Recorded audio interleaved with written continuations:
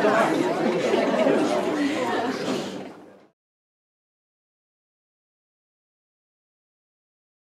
name is Brian Matos. My name is Raymond Hackable. So have you both written research papers in the past? Yes. Yeah. Can you talk about when you were writing a research paper, where you found your information? Was it a library? Was it online? Most of my information was found at the library, but mostly from online at the library. I would say mostly the internet was like my main point of usage.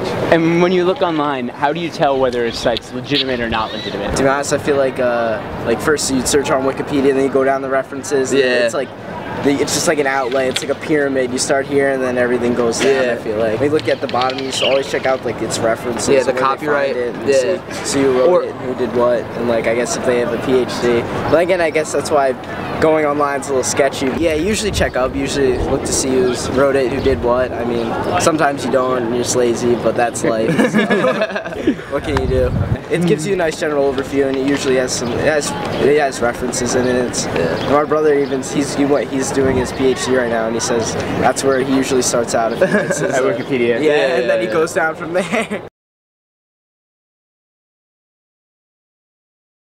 My name is Eileen Ryan. Have you ever written a research paper? I have. I've written many research papers. My first step is to look in secondary sources, read journal articles, read as many books on the subject as I can to figure out what the debates are, and then to go and look at relevant documents to see if there's anything new I can add to it. And do you tend to do any research online, or do you only use original sources? I don't only use original sources, I also use secondary sources, published books and that kind of thing.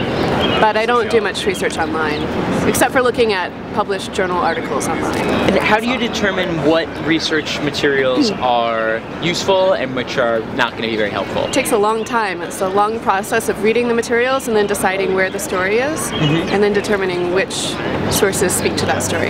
In some ways, the research material creates my project instead of me creating a project.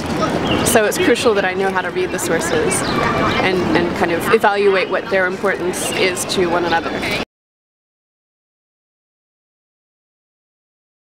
My name is Alicia DeSantis. I found my research mostly at the library in books, though many books nowadays are through Google Books and Amazon are published in full online. I sort of followed a trail of research, so one book would reference another book and I would go look up that book, and then that book would reference another book and I would go look up that book, and finally I found the book I was looking for. I try always to, if I have a source that is an online source, I always look for sources that also have a print equivalent. So if it's something that's also printed in paper somewhere, then I know that it's a good source.